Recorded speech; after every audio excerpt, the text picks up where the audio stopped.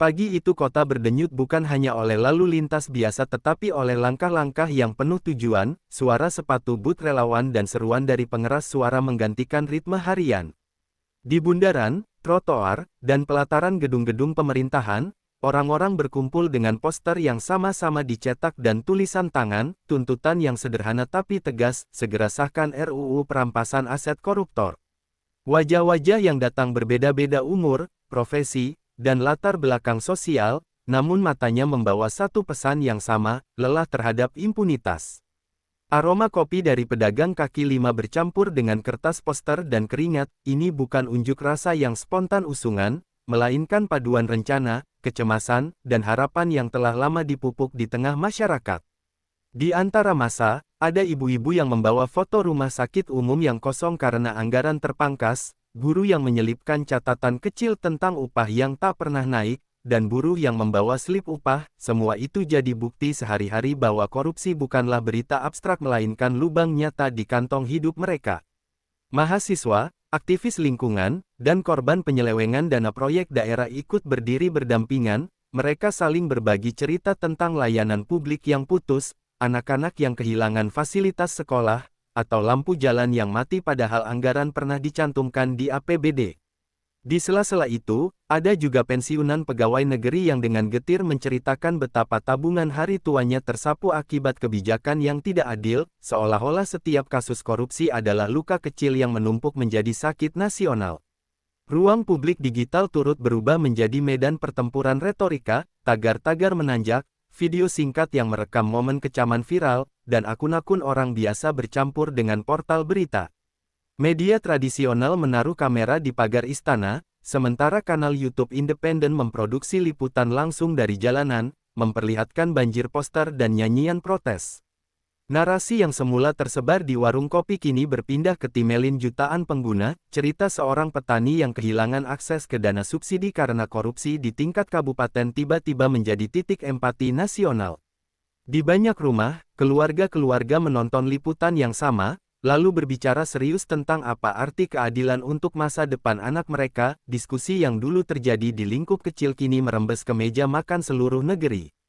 Koalisi lintas sektor mulai mengambil peran organisatoris, lembaga swadaya masyarakat hukum, organisasi mahasiswa, serikat pekerja, dan lembaga yang mengawal anggaran publik menyusun peta aksi dan tuntutan.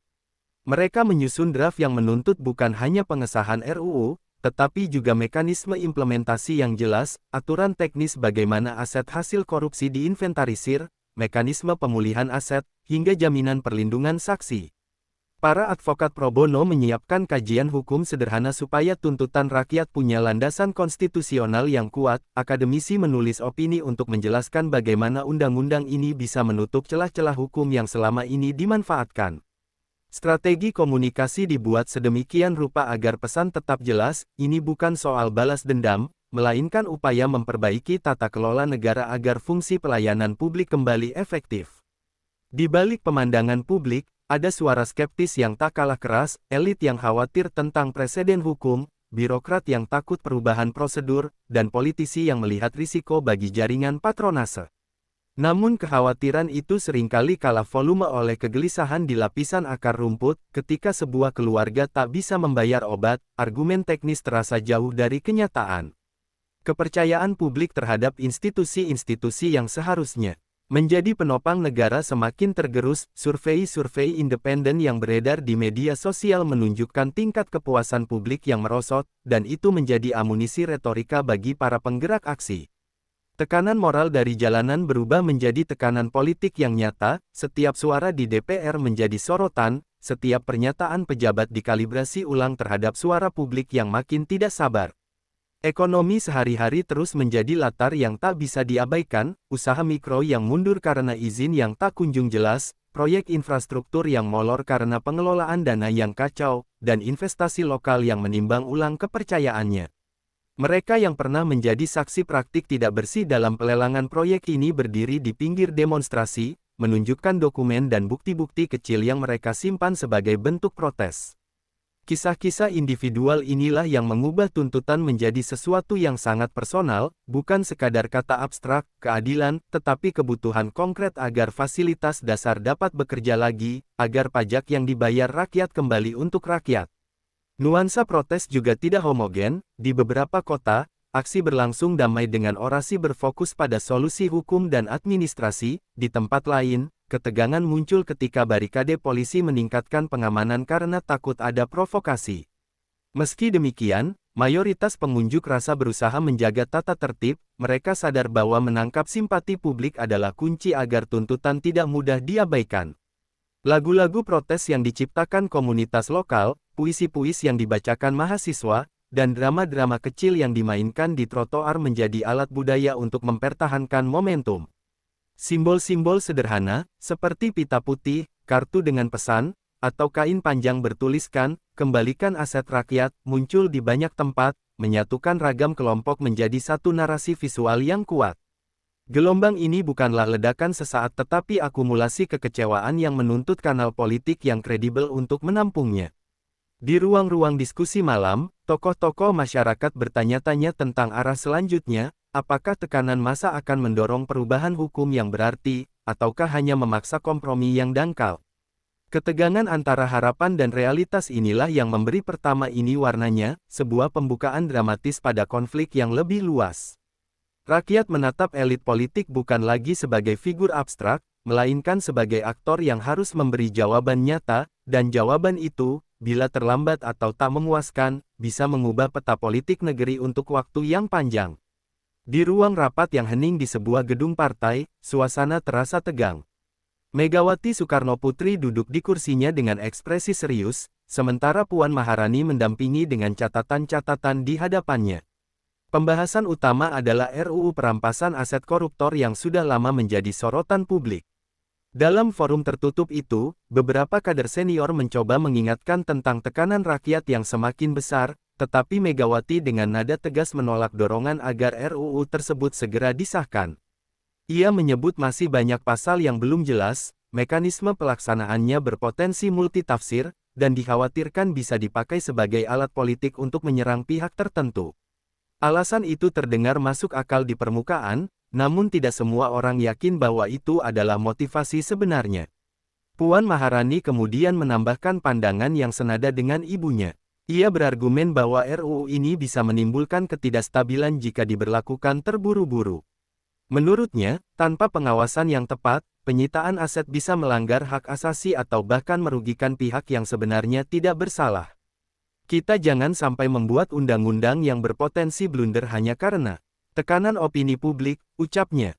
Kalimat itu langsung dicatat oleh media yang hadir dalam konferensi pers setelah rapat, meski banyak yang membaca di balik kata-kata itu sebuah kehati-hatian yang berlebihan. Namun, di luar ruangan rapat, gema pernyataan itu memicu gelombang kekecewaan. Aktivis-aktivis anti korupsi langsung merespons dengan keras di media sosial, menuding penolakan tersebut hanya upaya melindungi elit-elit yang selama ini memiliki rekam jejak tak bersih.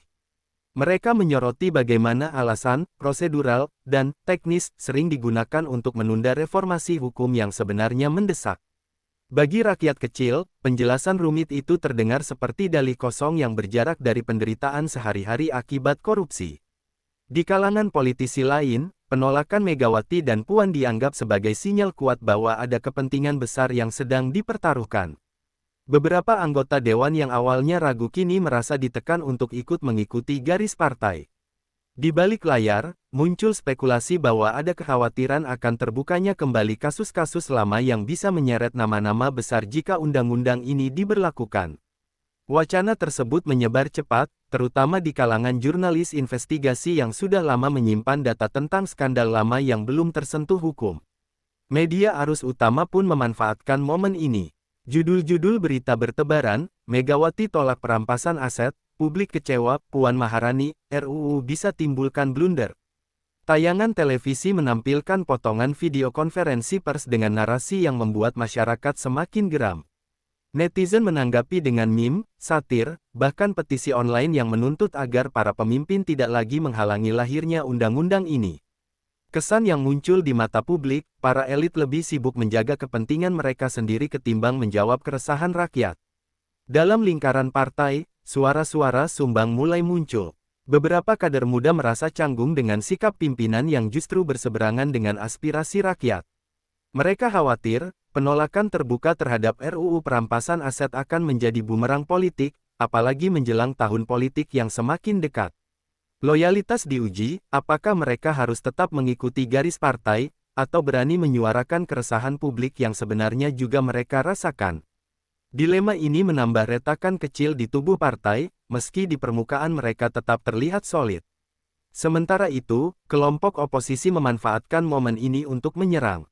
Mereka menyebut penolakan Megawati dan Puan sebagai bukti nyata adanya perlindungan terhadap kepentingan tertentu. Beberapa tokoh politik bahkan secara terbuka menuding bahwa sikap ini adalah pengkhianatan terhadap semangat reformasi yang dulu digelorakan. Tuduhan itu semakin memperkeruh suasana, membuat perdebatan publik semakin panas, dan menempatkan Megawati serta Puan dalam sorotan yang sulit dihindari. Penolakan ini menjadi babak baru dalam konflik politik. Di satu sisi, ada rakyat yang semakin keras menyuarakan tuntutan agar RUU segera disahkan. Di sisi lain, ada para pemimpin yang justru bersikap sebaliknya dengan alasan kehati-hatian.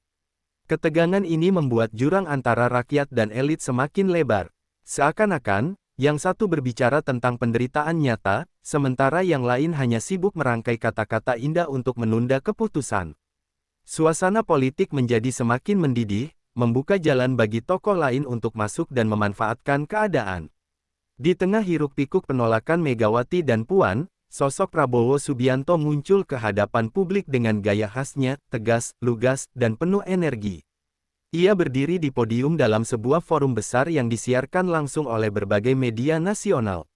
Dengan seragam sederhana dan sorot mata yang tajam, Prabowo membuka pidatonya. Dengan kalimat singkat yang langsung menusuk, rakyat sudah menunggu terlalu lama. Korupsi telah menggerogoti tulang dan darah bangsa ini. Saatnya kita bertindak. Ruangan yang semula riuh langsung hening, semua telinga tertuju pada setiap kata yang ia ucapkan. Prabowo tidak sekadar berpidato, ia bercerita dengan detail bagaimana korupsi telah merampas hak-hak rakyat. Ia menyebut contoh nyata, dana pembangunan sekolah di sebuah kabupaten yang raib entah kemana, proyek rumah sakit yang mangkrak karena anggaran diselewengkan, hingga bantuan bencana alam yang tak sampai kepada korban. Setiap kisah yang disampaikannya bukan sekadar angka, tetapi potret penderitaan nyata yang dialami rakyat. Pidatonya membuat banyak orang menunduk, seolah merasa malu dengan kenyataan pahit yang diungkapkan. Dengan suara meninggi, Prabowo menegaskan bahwa RUU perampasan aset bukan hanya sebuah undang-undang, melainkan simbol keberanian bangsa untuk berdiri tegak melawan korupsi. Ia mengatakan bahwa rakyat membutuhkan bukti, bukan janji. Kalau kita hanya berbicara, rakyat sudah muak. Kalau kita hanya menunda, rakyat sudah tidak percaya. Kita harus buktikan dengan tindakan nyata, kembalikan aset negara yang dirampas, ucapnya sambil mengepalkan tangan. Seruan itu disambut tepuk tangan panjang dari hadirin, bahkan ada yang berdiri memberi hormat. Pidato Prabowo tidak berhenti pada retorika. Ia juga menawarkan kerangka implementasi yang jelas. Menurutnya, jika RUU ini disahkan, maka negara harus membentuk lembaga independen yang kuat, transparan, dan diawasi publik untuk mengelola proses perampasan aset. Ia menekankan pentingnya kerjasama dengan lembaga internasional agar aset-aset yang disembunyikan di luar negeri bisa ditarik kembali. Ia ingin memastikan bahwa undang-undang ini tidak berhenti di atas kertas, tetapi benar-benar menjadi senjata ampuh memberantas korupsi. Prabowo juga menyadari betul bagaimana sikapnya akan memicu kontroversi di kalangan elit politik. Namun, ia tampak tidak gentar. Dalam pidatonya, ia menegaskan bahwa kepemimpinan sejati adalah keberanian untuk mengambil keputusan meski tidak populer di kalangan elit. Kita ini dipilih rakyat, bukan untuk melindungi koruptor. Kalau ada yang merasa terganggu dengan undang-undang ini, berarti ada yang harus dipertanyakan integritasnya, tegasnya. Ucapan itu bagai cambuk yang menyentil banyak pejabat, terutama mereka yang sejak awal menolak RUU. Sorotan media segera beralih ke Prabowo.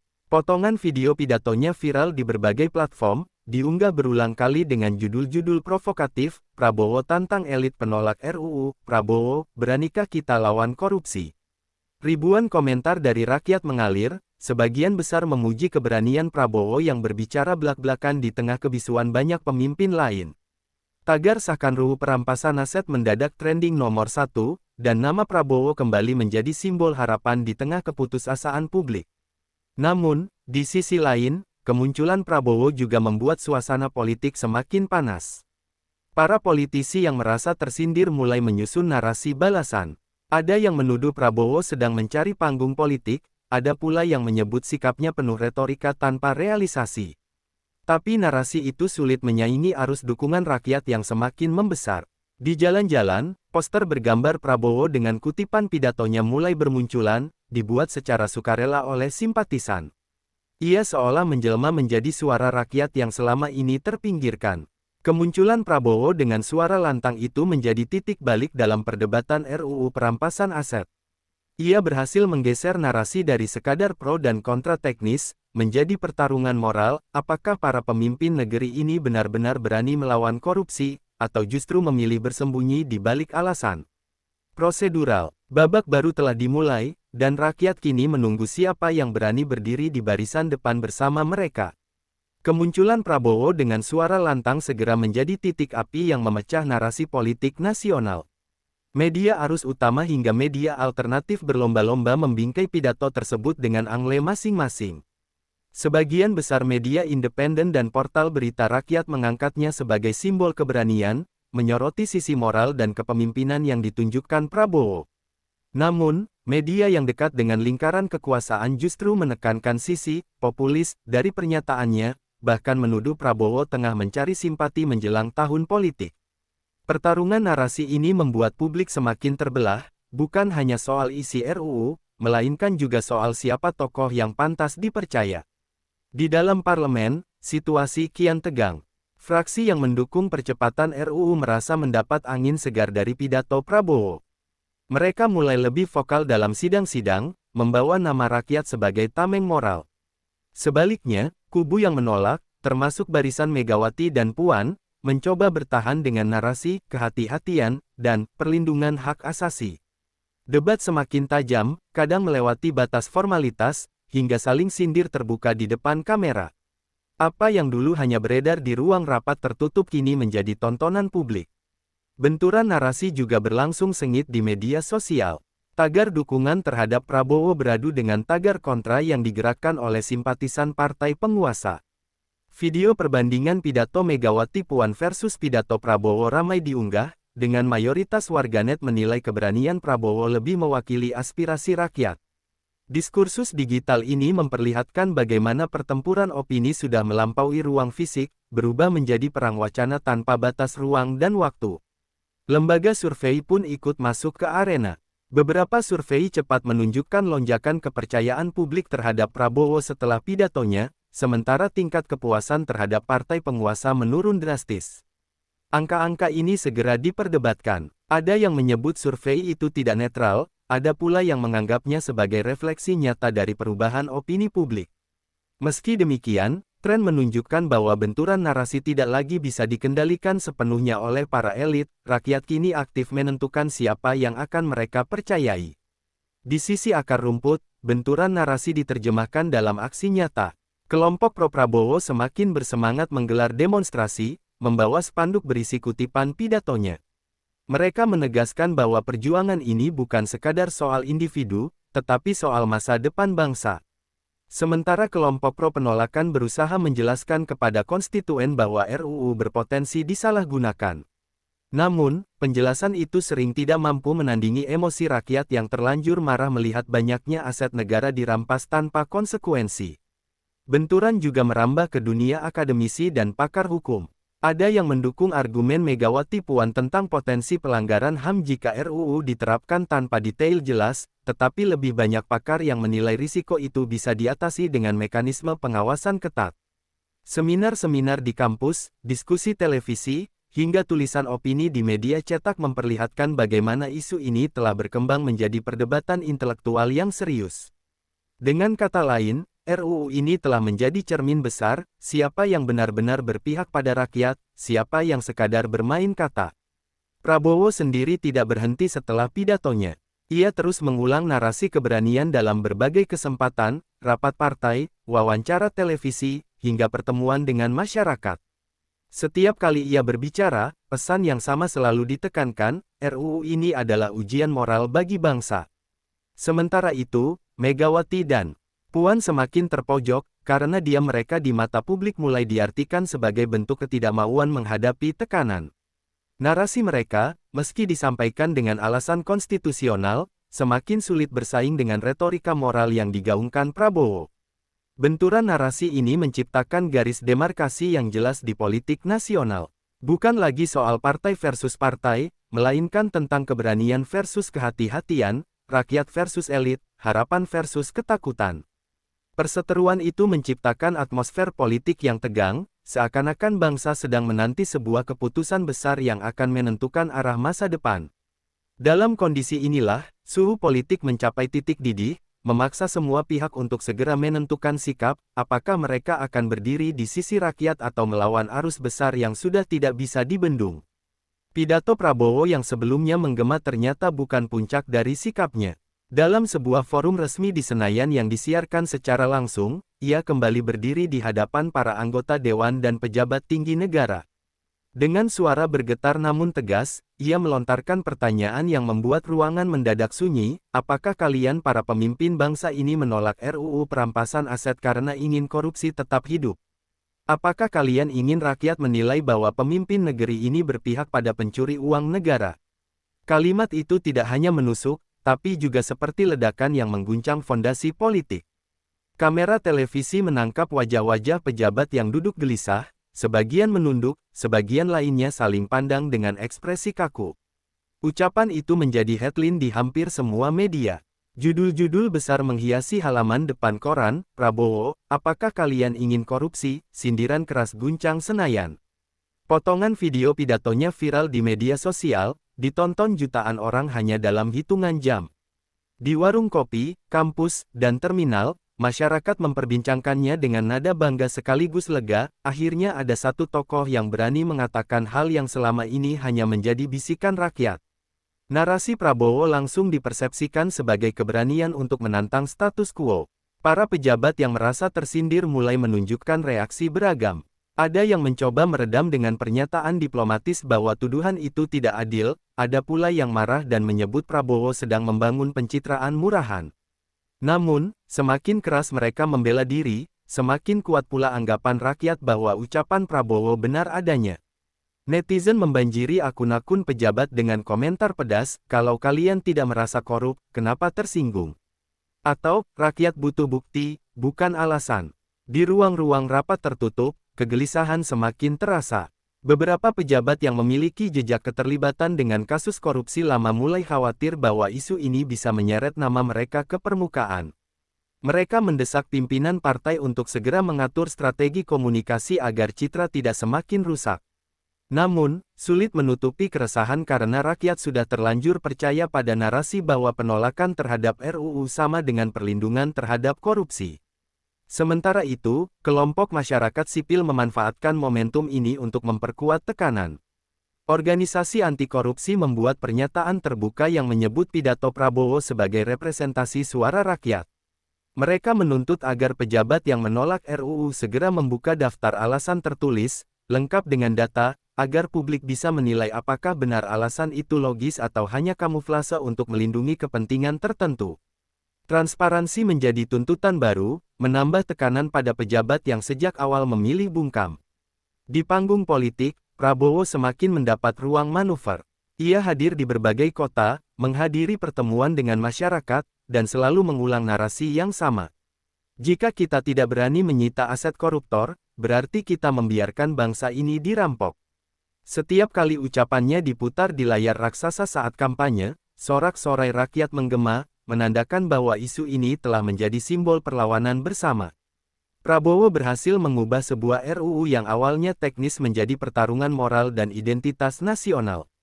Di sisi lain, kubu Megawati dan Puan tetap memilih diam. Bungkam mereka semakin memperkuat persepsi publik bahwa ada sesuatu yang disembunyikan. Ketika wartawan mencoba meminta komentar, jawaban yang keluar hanya singkat, "Kita masih kaji." Namun, jawaban itu tidak mampu meredam kecurigaan. Publik menilai diamnya mereka sebagai bentuk pengakuan tidak langsung, sebuah sikap defensif yang hanya menambah spekulasi bahwa ada kepentingan besar yang mereka lindungi. Pidato tajam Prabowo ini akhirnya menegaskan garis pemisah yang semakin jelas. Rakyat melihat dengan mata telanjang siapa yang berani melawan korupsi dan siapa yang justru berusaha menahannya. Pertanyaan retoris yang dilontarkan Prabowo kini menjadi mantra di ruang publik, apakah para pemimpin kita ingin korupsi tetap ada? Sebuah pertanyaan yang sederhana namun berat, memaksa semua pejabat untuk menjawab, meski hanya dengan sikap. Dan di titik inilah, kepercayaan rakyat benar-benar dipertaruhkan, antara keberanian atau pengkhianatan. Pidato lantang Prabowo yang menyindir pejabat penolak RUU perampasan aset menjadi pemicu baru bagi kemarahan rakyat. Di berbagai daerah, masyarakat turun ke jalan dengan jumlah lebih besar dari sebelumnya. Demonstrasi yang awalnya hanya ratusan orang kini menjelma menjadi ribuan, bahkan puluhan ribu. Jalan-jalan protokol dipenuhi lautan massa yang membawa spanduk bertuliskan, "Sahkan RUU sekarang." Dan, pemimpin penolak sama dengan pro-koruptor. Suara klakson, tabuhan beduk, hingga teriakan massa bergema, seakan memberi sinyal bahwa kesabaran rakyat sudah mencapai batas. Di media sosial, kegeraman itu juga meluap tanpa kendali. Video pidato Prabowo dipadukan dengan potongan gambar pejabat yang menolak RUU, lalu diviralkan dengan caption pedas, "Ini wajah mereka yang tak ingin koruptor diadili." Meme sindiran bermunculan, menggambarkan pejabat sebagai tameng hidup bagi para koruptor. Tagar RUU perampasan aset dan tolak koruptor merdeka menjadi trending berhari-hari. Banyak warganet yang menulis status emosional, mereka merasa dipermainkan oleh elit yang seharusnya menjadi teladan. Rakyat mulai mengingat kembali kasus-kasus korupsi besar yang selama ini tak tersentuh. Nama-nama yang dulu hanya muncul dalam laporan investigasi kini disebut-sebut di jalanan dan ruang digital. Mereka menilai penolakan RUU adalah bukti nyata bahwa ada upaya melindungi harta hasil kejahatan. Kemarahan itu bukan lagi sekadar abstrak, melainkan memiliki wajah dan alamat yang jelas, para pejabat yang menunda keadilan. Dalam obrolan sehari-hari, rakyat mulai menuding langsung, menyebut nama-nama tokoh politik yang dianggap penghalang. Kemarahan ini kemudian meluas ke kalangan mahasiswa dan aktivis muda. Kampus-kampus menggelar diskusi darurat, menghasilkan resolusi bersama yang mendukung percepatan pengesahan RUU. Poster-poster mahasiswa kembali menghiasi jalanan, mengingatkan publik pada semangat reformasi 1998. Jangan biarkan koruptor merdeka, menjadi slogan baru yang bergaung. Para dosen hukum, akademisi, hingga tokoh masyarakat pun ikut menandatangani petisi online yang mendesak pemerintah bertindak. Di desa-desa, kemarahan rakyat diwujudkan dengan cara sederhana namun bermakna. Warga memasang spanduk di balai desa, menulis pesan protes di dinding sekolah, bahkan menggelar doa bersama untuk menyadarkan para pemimpin yang keras kepala. Simbol perlawanan muncul di mana-mana, pita hitam di lengan, kain putih dengan tulisan "anti korupsi" dipasang di tiang listrik, dan mural sindiran di tembok kota. Gerakan rakyat kini bukan lagi monopoli aktivis, melainkan milik semua kalangan. Para pedagang kecil yang sehari-hari merasakan dampak buruk korupsi ikut bersuara. Mereka bercerita bagaimana pungli dan permainan izin usaha menggerus keuntungan. Para sopir angkot dan ojek pangkalan bercerita tentang jalan rusak yang tak kunjung diperbaiki meski anggaran sudah digelontorkan. Cerita-cerita ini memperkuat kemarahan kolektif, rakyat sadar bahwa korupsi bukan hanya kejahatan kelas atas, melainkan bencana yang menghantam kehidupan sehari-hari. Kegeraman rakyat juga menekan pejabat daerah. Gubernur, bupati, hingga anggota DPRD yang dulu adem ayem kini mulai didatangi massa. Mereka diminta menyatakan sikap, mendukung atau menolak RUU. Banyak di antara mereka yang akhirnya terpaksa memberi pernyataan publik mendukung pengesahan, karena takut kehilangan dukungan politik di daerah. Rakyat semakin percaya diri, merasa suaranya kini benar-benar punya daya paksa. Gelombang kemarahan ini mengubah lanskap politik secara drastis. Rakyat tidak lagi pasif menonton perdebatan di televisi, melainkan turun tangan langsung mendesak perubahan. Demonstrasi, petisi, aksi budaya, hingga gerakan digital menyatu menjadi satu suara yang sama, sahkan RUU atau kalian akan kehilangan kepercayaan kami. Para elit yang menolak kini semakin terpojok, sadar bahwa kemarahan rakyat bisa menjelma menjadi badai politik yang mengguncang legitimasi mereka. Inilah titik di mana jarak antara rakyat dan penguasa semakin lebar, namun sekaligus membuka peluang besar bagi lahirnya perubahan nyata. Sejak pernyataan lantang Prabowo yang menyinggung keras para penolak RUU perampasan aset, sorotan publik langsung tertuju pada Megawati Soekarnoputri dan Puan Maharani. Dua tokoh sentral PDIP itu, yang sebelumnya dengan jelas menunjukkan sikap menolak pengesahan, kini memilih untuk diam. Tidak ada klarifikasi, tidak ada bantahan, bahkan tidak ada sekadar penjelasan di hadapan media. Sikap bungkam mereka menimbulkan berbagai spekulasi di ruang publik. Sebagian menilai, diamnya Megawati dan Puan adalah bentuk pengakuan, sementara sebagian lain melihatnya sebagai strategi politik untuk meredam badai kritik yang semakin membesar. Media massa pun berebut narasi. Setiap kali Megawati menghadiri acara, sorotan kamera selalu tertuju padanya, menunggu pernyataan singkat yang mungkin keluar. Namun, alih-alih memberi jawaban, Megawati lebih sering berlalu dengan wajah datar. Puan pun sama, ketika diwawancarai wartawan usai sidang, ia hanya tersenyum tipis tanpa kata-kata, seolah sengaja membiarkan publik menafsirkan diamnya. Sikap bungkam ini menjadi headline di berbagai media, Megawati bungkam, Puan tak bicara, publik bertanya-tanya. Di kalangan akar rumput PDIP, kebisuan ini justru menimbulkan kegelisahan. Kader-kader daerah merasa terjepit. Mereka dihujani pertanyaan dari konstituen yang menuntut penjelasan, mengapa partai yang selalu membawa nama besar Bung Karno justru terkesan menghalangi pemberantasan korupsi. Banyak kader yang akhirnya memilih menghindari diskusi politik di masyarakat karena khawatir tidak mampu memberi jawaban memuaskan. Diamnya Megawati dan Puan telah menciptakan ruang hampa yang penuh dengan prasangka dan spekulasi. Di sisi lain, partai-partai lain justru memanfaatkan kebisuan itu. Politikus dari kubu oposisi maupun koalisi berbeda mulai menuding bahwa sikap bungkam adalah tanda ketidakmampuan menjawab pertanyaan moral rakyat. Mereka mengatakan bahwa jika memang tidak mendukung korupsi, seharusnya Megawati dan Puan berani bersuara. Tuduhan itu terus diperkuat di ruang debat politik, menekan citra PDIP semakin dalam ke jurang ketidakpercayaan. Sementara itu, di media sosial, diamnya dua tokoh perempuan itu justru menjadi bahan olok-olok. Meme-meme menggambarkan Megawati dan Puan sebagai patung yang membisu, atau burung beo yang kehilangan suara.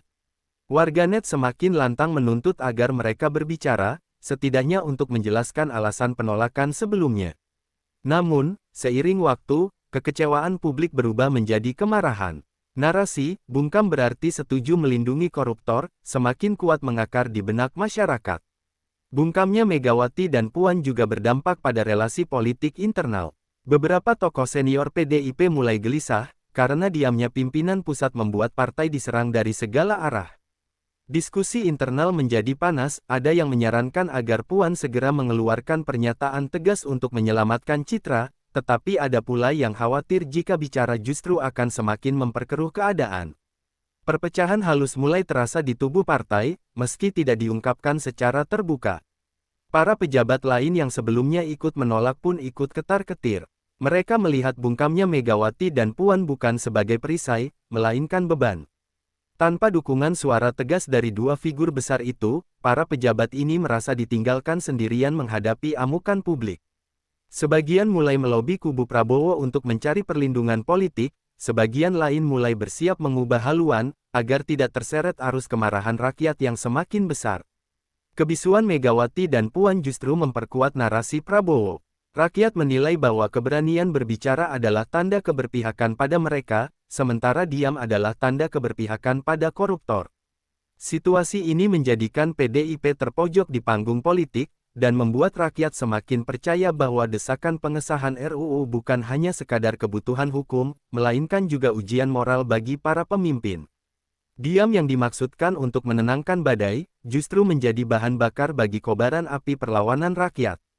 Kegaduhan publik yang tak kunjung mereda membuat suasana di gedung-gedung kementerian berubah drastis, koridor yang biasanya dipenuhi tawa pegawai kini sunyi penuh kewaspadaan.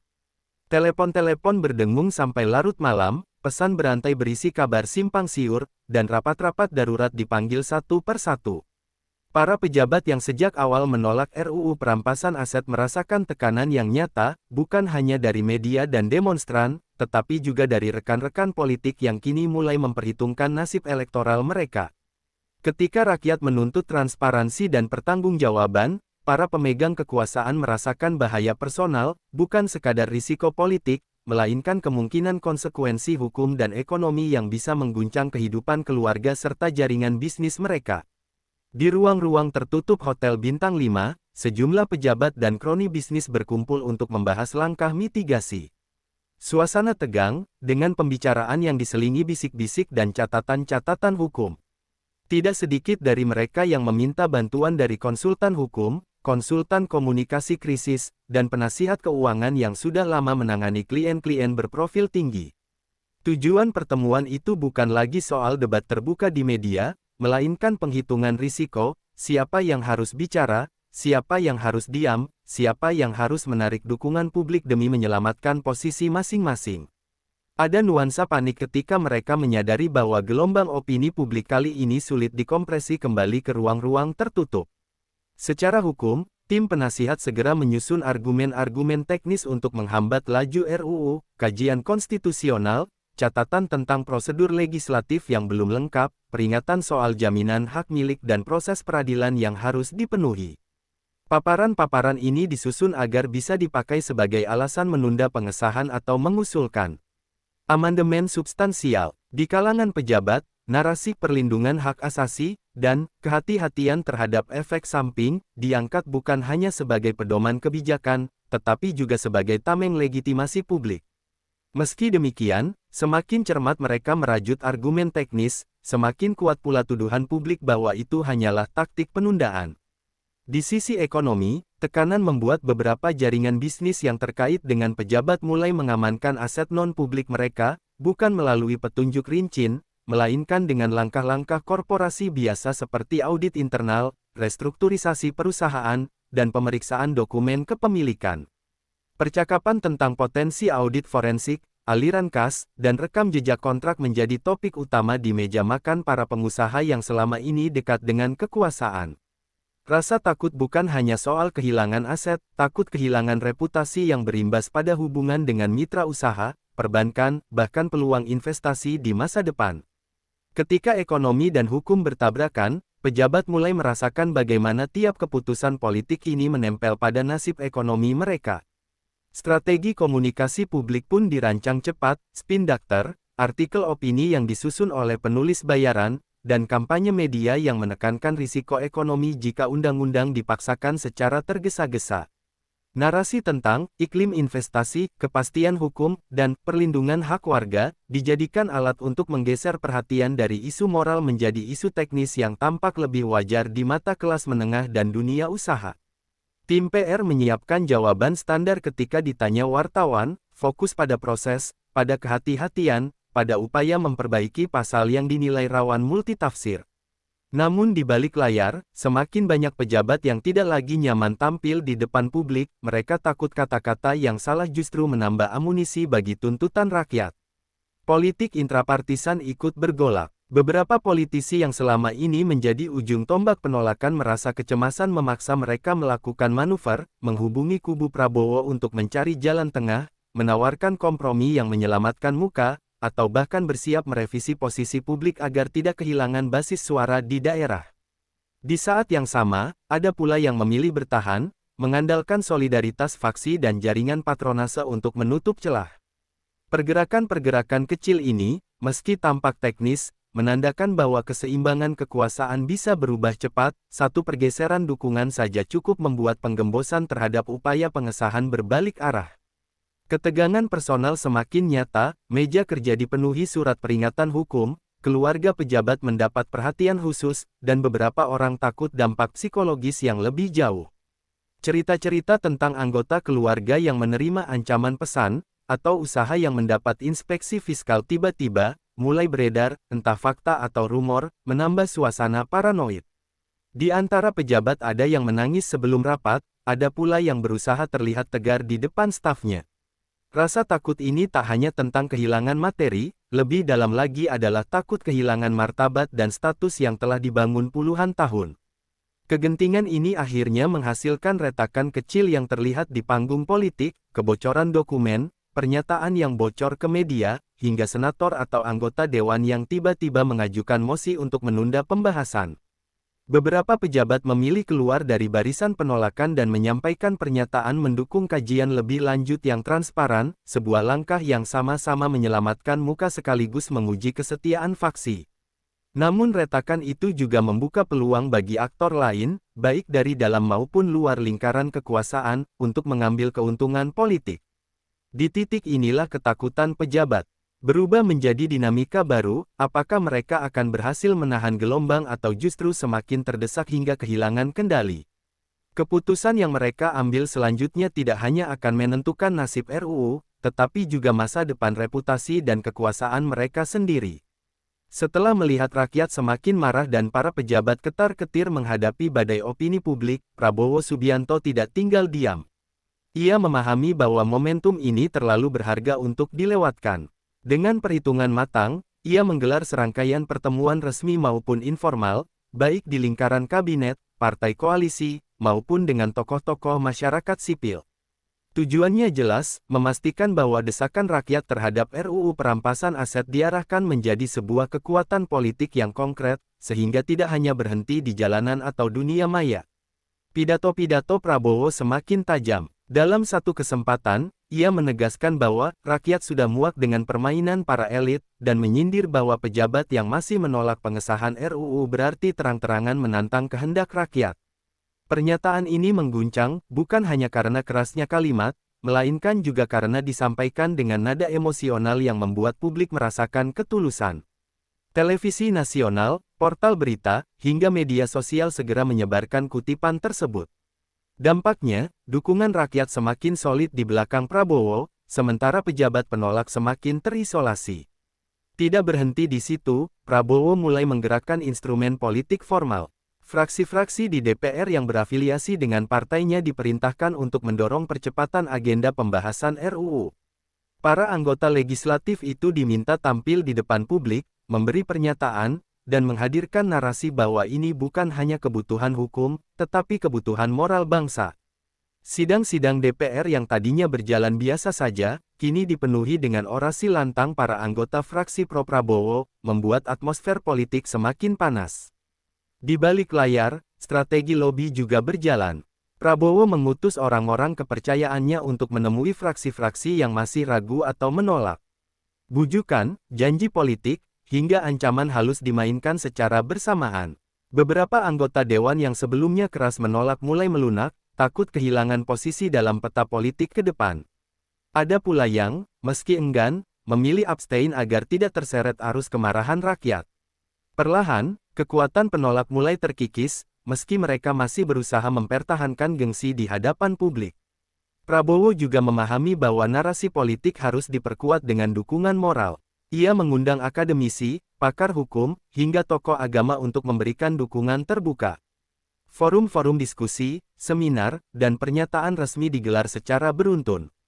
Para tokoh masyarakat menegaskan bahwa perampasan aset koruptor bukan hanya soal hukum positif, melainkan kewajiban moral dan agama. Kehadiran suara-suara ini semakin mempersempit ruang gerak pejabat penolak, sebab publik melihat dukungan bagi RUU datang dari semua sisi, baik politik, akademik, maupun moral. Dalam strategi komunikasinya, Prabowo piawai memainkan peran sebagai wakil suara rakyat. Ia menampilkan dirinya bukan sekadar seorang pejabat tinggi, melainkan bagian dari rakyat yang muak pada korupsi.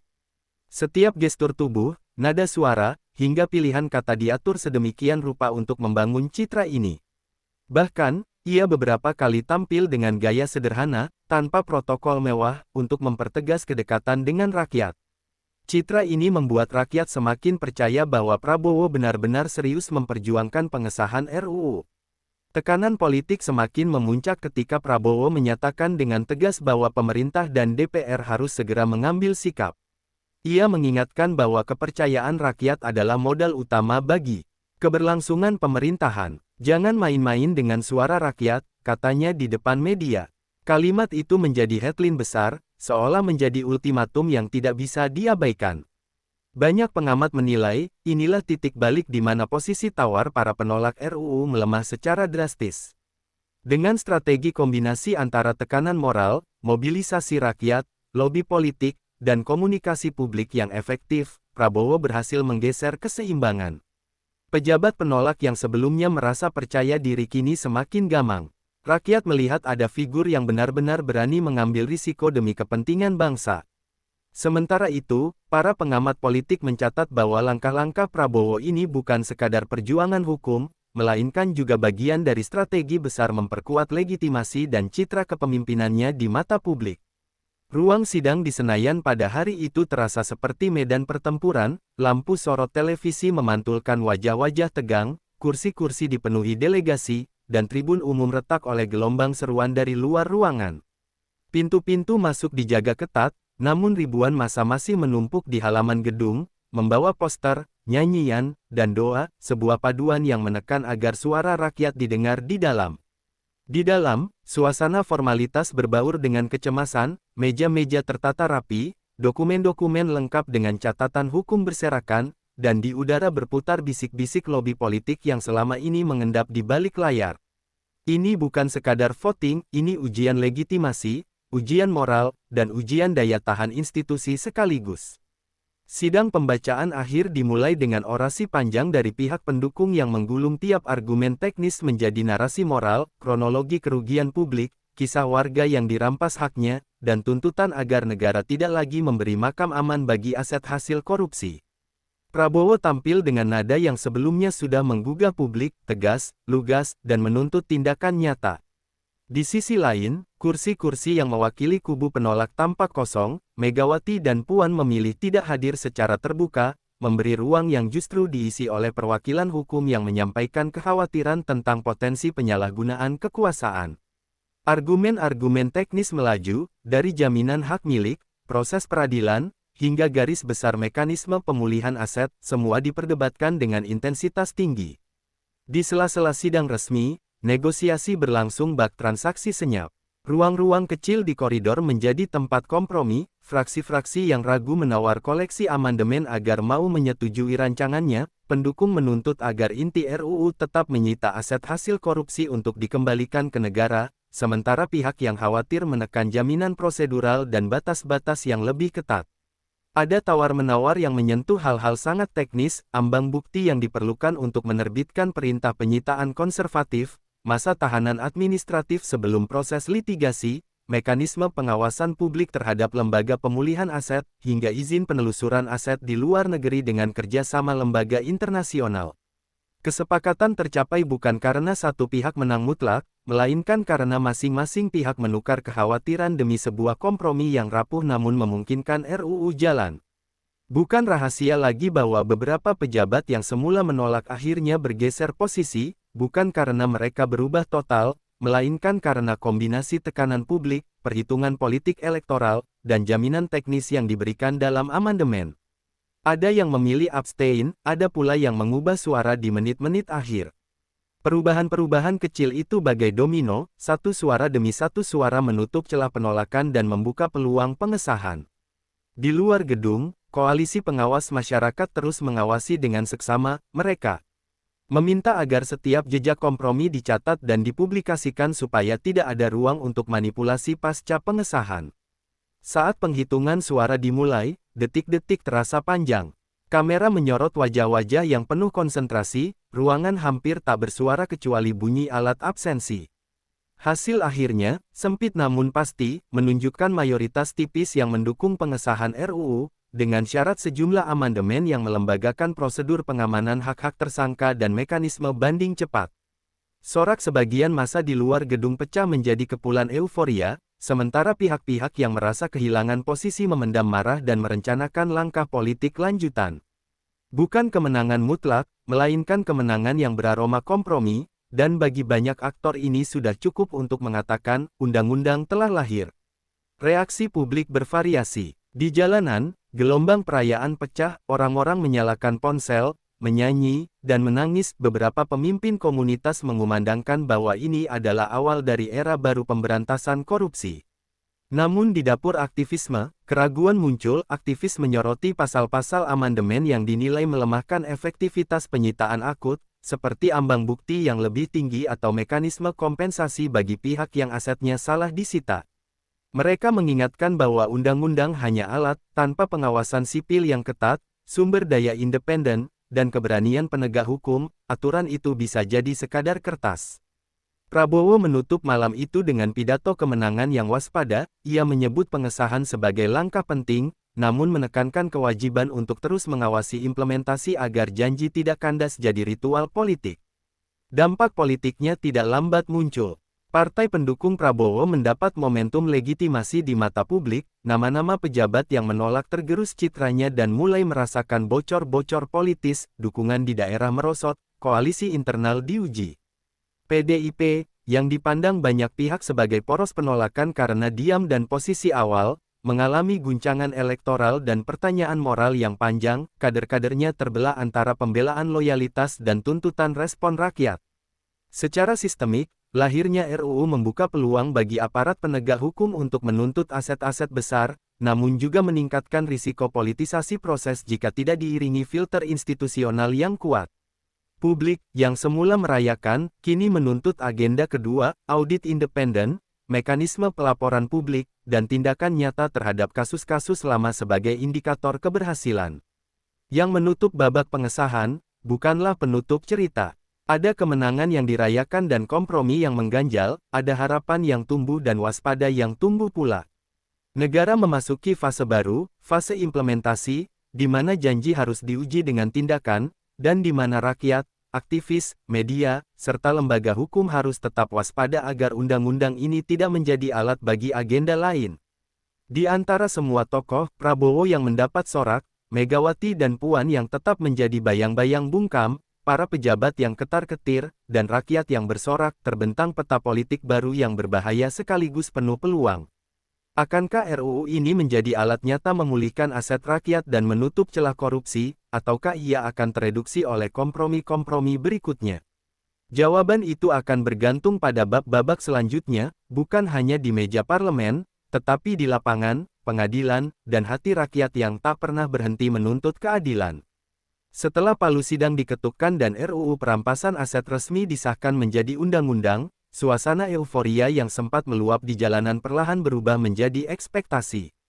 Rakyat yang sebelumnya berjuang dengan penuh semangat kini menuntut bukti konkret. Mana daftar koruptor yang asetnya akan dirampas? Begitu suara yang berulang kali menggema di media sosial, radio, hingga obrolan warung kopi. Bagi rakyat, pengesahan undang-undang bukanlah akhir perjuangan, melainkan awal dari era baru. Mereka ingin melihat pejabat-pejabat yang selama ini diduga menimbun kekayaan hasil korupsi benar-benar tersentuh hukum, bukan sekadar jadi headline politik. Pemerintah pun bergerak cepat dengan membentuk tim pelaksana undang-undang, terdiri dari penyidik KPK, kepolisian, kejaksaan, dan pengawas keuangan negara. Rapat-rapat maraton digelar, dokumen teknis disusun, dan protokol kerjasama internasional mulai dibicarakan. Fokus awal diarahkan pada pengumpulan data aset yang selama ini mengendap di rekening tersembunyi atau properti mewah yang mencurigakan. Nama-nama besar mulai muncul di daftar internal, menandakan bahwa gelombang penyitaan bisa menjadi kenyataan. Namun, para pejabat yang masuk radar merasa gentar. Mereka tahu, undang-undang baru ini bukan sekadar ancaman simbolik, tetapi punya kekuatan hukum yang nyata. Meski begitu, resistensi tidak serta-merta hilang. Dari balik layar, kelompok-kelompok kepentingan yang menolak RUU sejak awal mulai mengatur strategi baru. Mereka melancarkan gugatan konstitusional, dengan dalih bahwa beberapa pasal dalam undang-undang berpotensi melanggar hak kepemilikan dan asas praduga tak bersalah. Sejumlah firma hukum besar dikerahkan untuk menyusun argumen detail, berharap bisa melemahkan atau setidaknya menunda pelaksanaan undang-undang ini.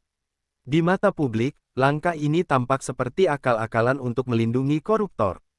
Namun di ruang sidang pengadilan, argumen-argumen itu mendapat tempat, sehingga menciptakan gejolak baru dalam perdebatan hukum nasional.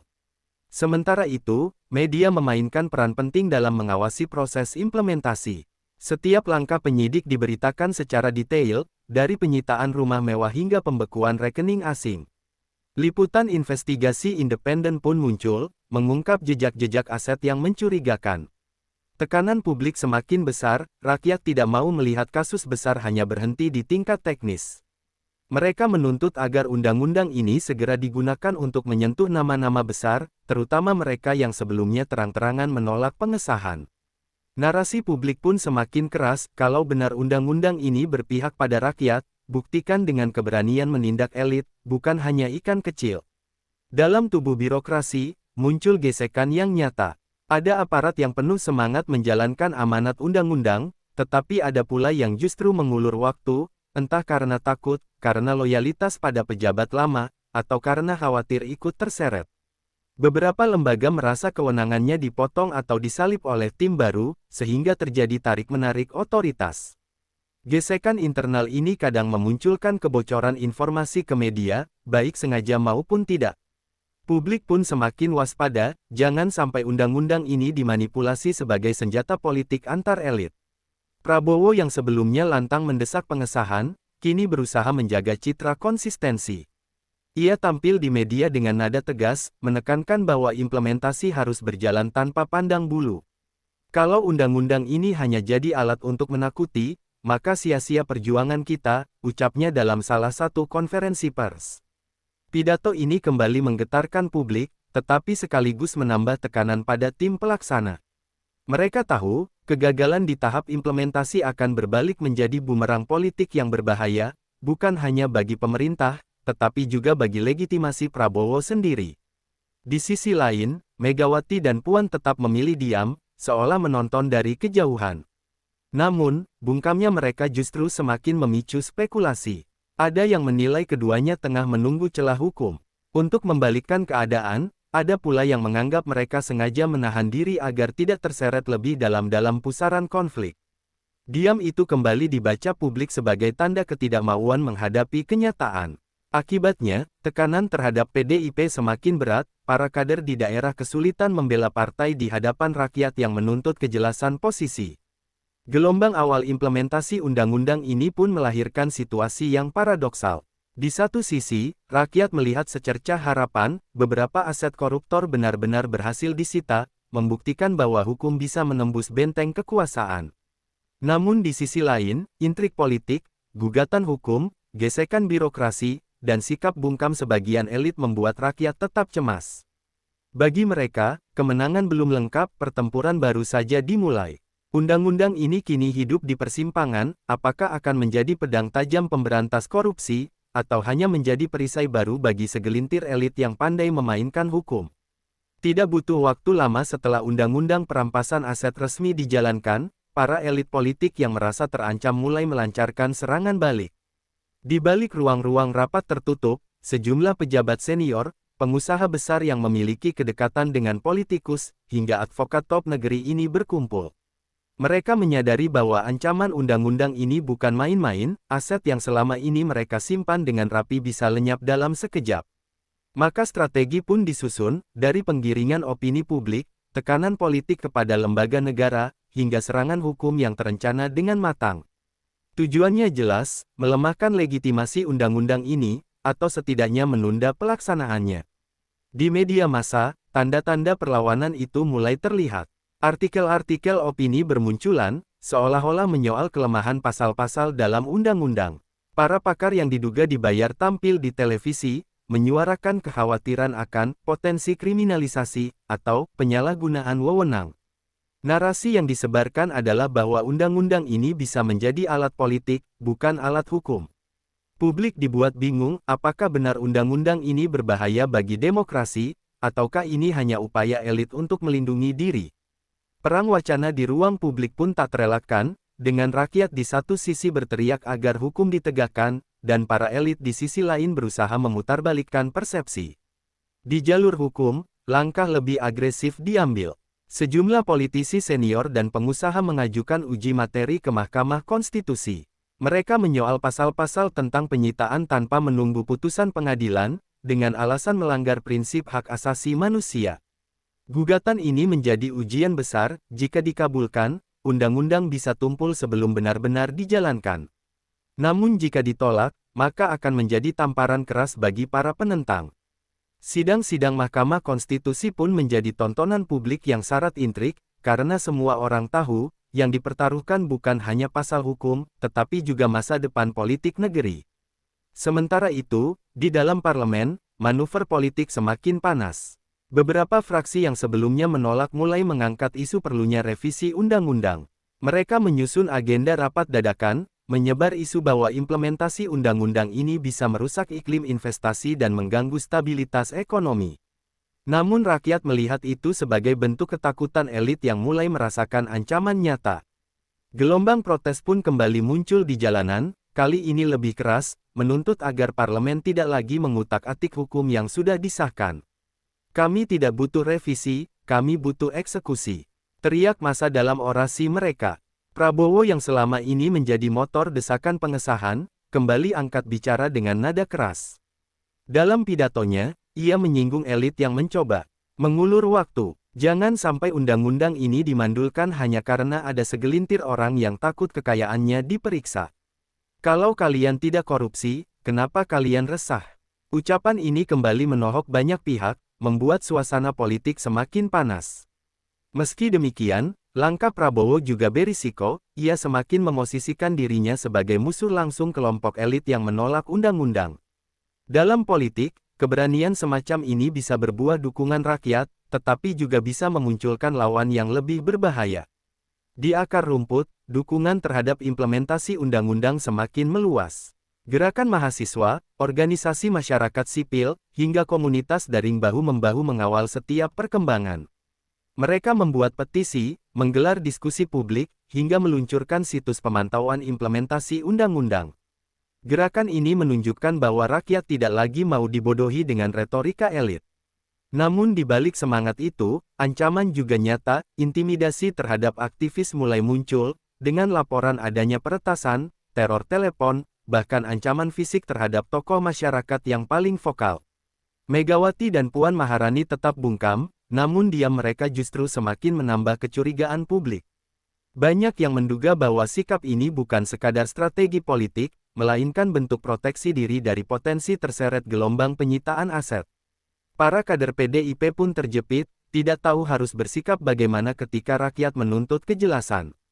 Kenapa Ibu diam? Kenapa Mbak Puan tidak bicara? Pertanyaan-pertanyaan itu berulang kali muncul di ruang publik, tapi tak kunjung dijawab. Bungkamnya mereka menjadi simbol ketidakberdayaan atau, lebih buruk, ketidakmauan untuk berpihak pada rakyat. Gelombang perlawanan balik para elit akhirnya menempatkan bangsa ini pada persimpangan yang semakin tajam. Di satu sisi, ada rakyat yang berharap undang-undang ini menjadi tonggak bersejarah pemberantasan korupsi. Di sisi lain, ada kelompok elit yang akan melakukan segala cara untuk mempertahankan aset mereka. Pertarungan ini bukan lagi sekadar soal hukum, tetapi soal keberanian bangsa memilih masa depan, apakah tunduk pada kekuasaan segelintir elit, atau berdiri tegak di bawah panji keadilan rakyat. Gedung Mahkamah Konstitusi mendadak berubah wajah, dari lokasi pengujian hukum yang biasanya kaku menjadi arena dramatis di mana masa depan RUU perampasan aset diuji secara konstitusional. Gugatan uji materi yang diajukan oleh sekelompok pemohon, yang terdiri dari politisi, pengusaha, dan beberapa pihak yang merasa terancam oleh pasal-pasal penyitaan, memaksa MK membuka sidang yang dipantau ketat oleh media dan publik. Sidang demi sidang digelar, argumentasi hukum disusun rapi, dan suasana persidangan menjadi titik fokus baru dalam konflik politik yang selama ini bergolak di luar. Di ruang sidang, barisan kuasa hukum tampak seperti panggung drama hukum, advokat papan atas tampil dengan memori hukum yang panjang, sementara tim kuasa hukum dari pihak pemerintah dan kelompok masyarakat sipil menyiapkan bukti-bukti teknis untuk mempertahankan urgensi undang-undang. Petisi-petisi yang diajukan menuntut pembatalan atau penafsiran ulang terhadap klausul tertentu, khususnya yang memberi wewenang penyitaan atau pembekuan aset sebelum ada putusan pidana final. Taktik pengacara bukan hanya soal hukum semata, itu juga soal membangun kerangka narasi di hadapan hakim. Apakah tindakan penyitaan itu langkah preventif demi kepentingan publik, atau pelanggaran terhadap jaminan hak milik dan asas praduga tak bersalah? Argumen utama pemohon berkutat pada potensi pelanggaran hak asasi, penyitaan tanpa putusan pidana, menurut mereka, membuka ruang arbitrer yang bisa menjerat warga tak bersalah dan melanggar prinsip kepemilikan yang diatur konstitusi. Di sisi lain, Pemohon yang pro-implementasi menekankan bahwa celah hukum selama ini dipakai untuk melindungi aset hasil penyelewengan, sehingga aturan yang tegas diperlukan demi restitusi aset bagi korban negara. Debat itu tidak abstrak, ia menyentuh garis tipis antara perlindungan hak individu dan kebutuhan negara untuk menegakkan keadilan ekonomi. Isu-isu semacam inilah yang sejak lama menjadi kritik eksternal terhadap rancangan RUU, bahwa tanpa mekanisme pengawasan yang kuat, perampasan aset bisa disalahgunakan. Proses uji materi membuka ruang formal bagi pihak ketiga, akademisi, organisasi anti korupsi, dan lembaga hukum memasukkan amicus curiae, menyajikan kajian akademis dan data empirik tentang bagaimana mekanisme perampasan aset bekerja di negara lain dan risiko implikasinya jika diatur buruk. Persidangan pun menjadi ajang intelektual, ahli forensik keuangan memaparkan kesulitan pelacakan aset lintas batas, profesor hukum memaparkan preseden konstitusional, sementara aktivis sipil menyerukan agar hak publik untuk mendapatkan kembali aset perdana tidak dikesampingkan oleh formulasi hukum yang lemah. Mekanisme judicial review serta tata cara permohonan uji materi menjadi penting, karena melalui proses inilah Hakim MK menimbang keseimbangan kepentingan publik dan hak individual. Di luar argumen hukum, sidang juga dipenuhi strategi politik halus. Fraksi-fraksi di parlemen yang selama ini menekan pengesahan mengerahkan lobi ke MK lewat jalur hukum dan opini publik, mencoba mempengaruhi atmosfer sosial agar hakim terpengaruh oleh kajian teknis tentang resiko hukum dan ekonomi. Sementara itu, kubu pendukung RUU menggalang dukungan publik dengan menerbitkan laporan-laporan yang memperlihatkan kerugian negara akibat aset yang tak bisa ditelusuri. Perdebatan teknis soal standar bukti, prosedur pembekuan sementara, dan mekanisme banding menjadi medan tawar, kompromi mana yang bisa menjaga efektivitas hukum tanpa menyinggung prinsip-prinsip fundamental hak asasi. Dokumen-dokumen akademik dan naskah kajian tentang aset tracing menunjukkan betapa rumit praktik pemulihan aset itu, sehingga hakim mendapat gambaran bahwa kebutuhan hukum nyata harus dipadukan dengan jaring pengaman prosedural yang ketat. Sidang-sidang itu tak lepas dari ketegangan publik. Media menayangkan potongan argumen hakim yang tajam, friksi antar pakar muncul di televisi, dan wacana publik terpolarisasi. Sebagian besar rakyat menuntut agar undang-undang itu tetap kuat, sementara kelompok yang khawatir menyerukan penguatan jaminan proses hukum. MK, yang memegang kunci akhir, terlihat sangat berhati-hati. Para hakim mengajukan pertanyaan-pertanyaan rinci tentang siapa yang akan memutuskan status aset, standar pembuktian apa yang digunakan, dan bentuk supervisi yang memastikan tidak ada penyalahgunaan kekuasaan. Keputusan MK, sebagaimana sering terjadi dalam pengujian material, berpotensi memberi putusan yang luas, membatalkan pasal tertentu, memerintahkan perubahan prosedural, atau menguatkan undang-undang dengan tafsir tertentu. Sementara persidangan berjalan, manuver politik tetap berlangsung, sebagian pejabat berusaha meredam opini lewat penyusunan amandemen teknis yang kemudian diajukan di parlemen sebagai jawaban atas kekhawatiran hakim, kelompok lain menggunakan gugatan untuk menunda pelaksanaan di lapangan. Di titik ini, logika lembaga hukum dan politik saling bertaut, kemenangan di MK belum tentu sama dengan kemenangan di arena pelaksanaan, karena pelaksanaan memerlukan koordinasi aparat penegak, reformasi birokrasi, dan transparansi publik. Diskursus publik yang tajam menuntut agar hasil persidangan tidak hanya seputar legalitas, melainkan juga soal desain institusional, siapa akan menyimpan, mengelola, dan mengalokasikan aset yang disita agar benar-benar kembali untuk publik. Di akhir babak persidangan, ketidakpastian tetap mengemuka. Putusan MK yang nanti keluar memiliki implikasi besar. Jika MK menguatkan norma-norma kunci RUU, itu akan membuka jalan bagi gelombang penyitaan dan pemulihan aset, namun juga memaksa pembuat kebijakan untuk membangun pengamanan prosedural seketika. Jika MK memutus beberapa pasal tidak konstitusional, maka politisi pendukung RUU harus kembali merumuskan rancangan yang lebih hati-hati, sementara publik mungkin akan mengalami kekecewaan karena harapan pemulihan aset diperlambat. Di tengah semua itu, aktor terpenting tetap sama, masyarakat sipil dan media yang akan terus mengawasi implementasi atau revisi berikutnya, memastikan bahwa pertarungan hukum ini tidak berakhir sebagai permainan elit, melainkan benar-benar menegakkan keadilan ekonomi untuk rakyat. Pengawasan publik menjadi kata kunci yang menggema setelah undang-undang disahkan. Tanpa pengawasan yang kuat, segala bentuk perampasan aset berisiko berubah menjadi wacana kosong atau instrumen politis. Di halaman-halaman demokrasi, muncul inisiatif lintas elemen, koalisi organisasi masyarakat sipil, jaringan jurnalis investigasi, akademisi, dan serikat profesi hukum membentuk satu payung pengawasan independen. Mereka menyusun roadmap pemantauan, jadwal audit berkala, standar pelaporan publik, serta indikator keberhasilan yang harus dipenuhi tim pemulihan aset. Roadmap ini bukan hanya simbolik, ada daftar parameter teknis berapa banyak aset yang harus diverifikasi, waktu respon untuk permintaan akses data, dan standar akuntabilitas untuk pejabat yang memimpin penyitaan sehingga publik dapat menilai efektivitas kerja lembaga secara kuantitatif dan kualitatif.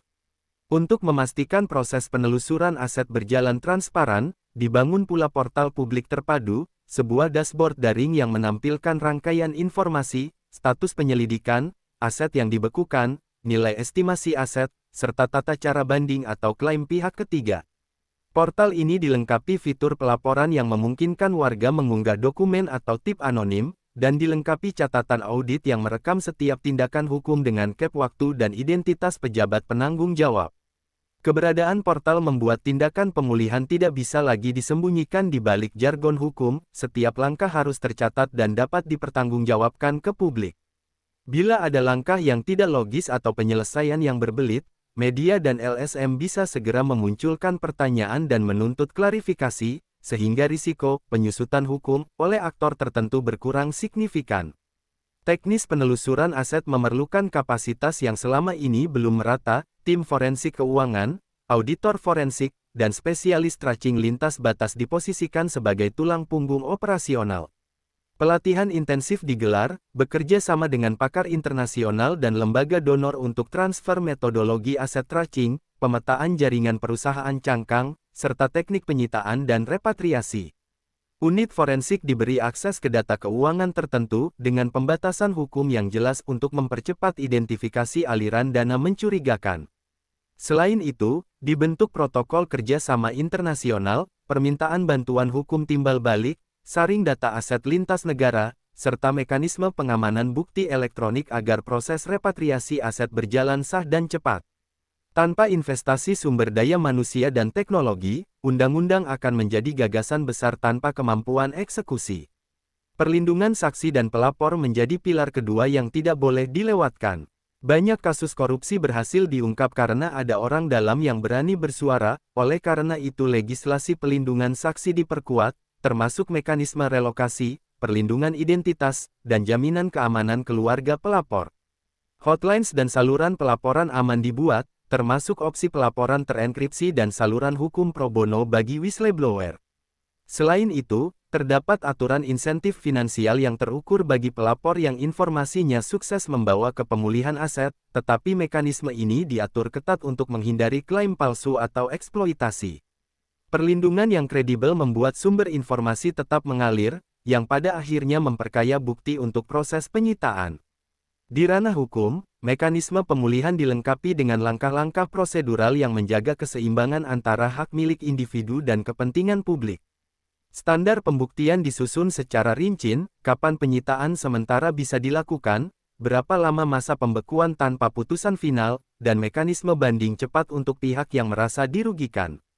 Ada juga mekanisme pengawasan peradilan, misalnya panel ad hoc yang mengawasi penerbitan perintah penyitaan agar tidak terjadi penyalahgunaan otoritas. Peraturan ini bukan semata-mata membatasi aparat penegak, melainkan memberi jaminan hukum supaya proses yang agresif tetap berada dalam koridor konstitusional.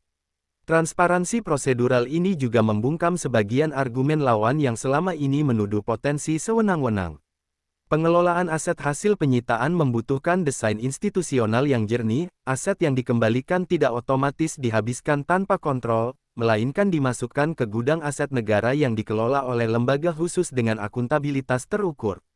Ada beberapa jalur pemanfaatan, restitusi langsung kepada korban layanan publik yang dirugikan, penempatan aset untuk pembiayaan proyek infrastruktur prioritas, atau pelelangan yang hasilnya masuk ke neraca negara, semuanya harus melalui mekanisme audit publik dan laporan berkala.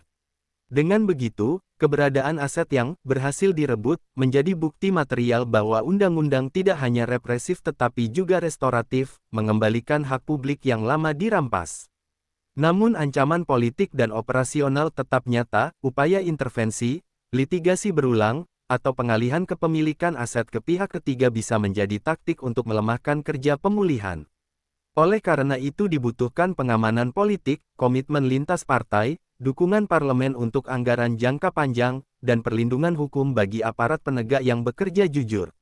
Media investigasi dan watchdog sipil bersiap menjadi sentinel, menjaga agar setiap kasus besar tidak ditutup dengan negosiasi gelap.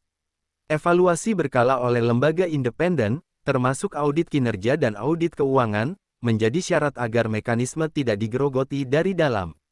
Pengawasan publik tidak berhenti pada perangkat hukum dan teknologi, ia butuh kultur baru, budaya akuntabilitas yang meresap ke birokrasi, masyarakat yang aktif menuntut laporan, dan ekosistem hukum yang melindungi integritas proses. Perubahan ini memerlukan waktu, bukan hanya bulan, tetapi bertahun-tahun, dan dibutuhkan ruang bagi kritik konstruktif serta koreksi berkelanjutan. Jika semua aktor nasional, dari warga biasa sampai parlemen, bersedia menjaga momentum itu, undang-undang perampasan aset berpotensi menjadi alat transformatif, jika tidak, ia akan kembali disetir oleh permainan lama. Pengawasan publik dan mekanisme pemulihan aset adalah jantung dari janji keadilan, merawatnya berarti merawat kepercayaan rakyat terhadap negara. Terima kasih sudah menonton cerita ini sampai selesai. Jangan lupa untuk terus ikuti perkembangan kisah politik yang semakin panas dan penuh intrik. Jika kalian suka dengan video ini, silakan like, tinggalkan komentar kalian di bawah tentang pendapat kalian, dan tentunya subscribe channel ini agar tidak ketinggalan cerita menarik selanjutnya. Dukungan kalian sangat berarti untuk kami. Sampai jumpa di video berikutnya, terima kasih, wassalamualaikum warahmatullahi wabarakatuh.